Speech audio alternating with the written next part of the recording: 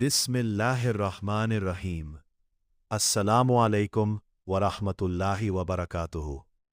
वो रोज़ शीशे के सामने खड़ा होता था, चेहरा वही, आंखें वही, मगर दिल बहुत थका हुआ। वो सबको खुश रखने में इतना मसरूफ़ रहा कि उस इंसान को भूल गया जो हर दुख सहता रहा और फिर भी मुस्कुराता रहा।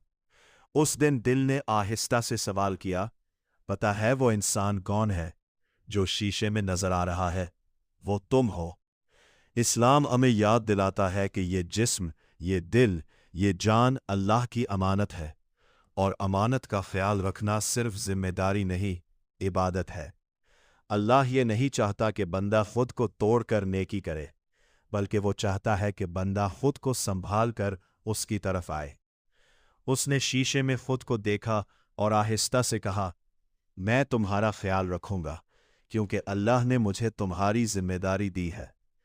इसी लम्हे उसने सजदे का रास्ता पकड़ा, क्योंकि सुकून खुद से नहीं, अल्लाह से जुड़ने में है।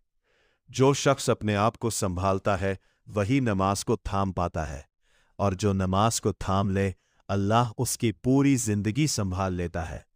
आओ दिल से नबी करीम सल्लल्लाहु अलैहि वसल्लम पर दरूद पढ़े।